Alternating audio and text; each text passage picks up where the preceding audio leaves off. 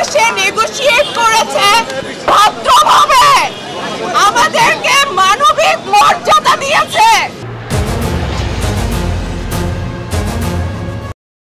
এদিকে কোটা আন্দোলন নিয়ে এবার বোকার মতো বেঁচে থাকার চেয়ে মরে যাওয়া অনেক ভালো বলে জানিয়েছেন মোশাররফ করিম ও ছিয়াম আহমেদ।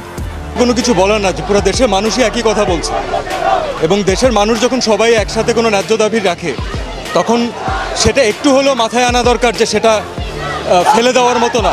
যে দেশের মানুষ আজ পশুর মতো মেরে ফেলা হচ্ছে সেই স্বাধীন দেশ চাই না আমরা। দরকার পড়লে সরকারকে পদত্যাগ করে বাসায় ফিরব বলে জানান ছিয়াম আহমেদ। আমাদের দেশে যে অবস্থা বর্তমানে সৃষ্টি হয়েছে তাতে আমরা আসলে ঘরে বসে থাকার মতন অবস্থায় নাই। দেশের এই পরিস্থিতিতে নিয়ে অভিনেতা মোশাররফ করিম বলেন, আমি ঘরে বসেছিলাম যখন দেখি আমার দেশের সরকার হয়তোবা কোটা হুঁশকারের বিষয়টি মেনে নেবেন, কিন্তু সেটা না করে ছাত্র ছাত্রীদের উপর এমন নির্যাতন করা হচ্ছে সেটা দেখে আমি আর ঘরে থাকতে পারলাম না। মোশাররফ করিম শেষে বলেন, আমি এই রক্ত মাখা দেশ চাই না, আমি চাই স্বাধীন একটি দেশ।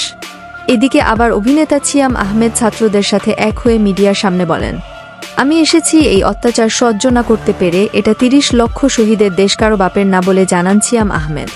ছিয়াম আরও বলেন, আমিও এই দেশের নাগরিক, আমারও কথা বলার অধিকার আছে। আজ আমি ঘরে বসে থাকলে হবে না, সবাইকে ঘাড়ের সাথে ঘাড় মিলিয়ে কাঁধে হাত রেখে এই দেশ প্রয়োজনে আবার স্বাধীন করব, কিন্তু যে ভাই ও বোনদেরকে মারা হয়েছে তাদের বিচার না হওয়া পর্যন্ত আমরা ঘরে ফিরব না বলে জানান ছিয়াম আহমেদ।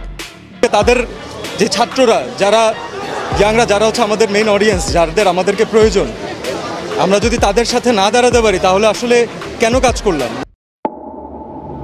এতক্ষণ সাথে থাকার জন্য ধন্যবাদ। নতুন নতুন আপডেট খবর পেতে চ্যানেলটি সাবস্ক্রাইব করে পাশেই থাকবেন।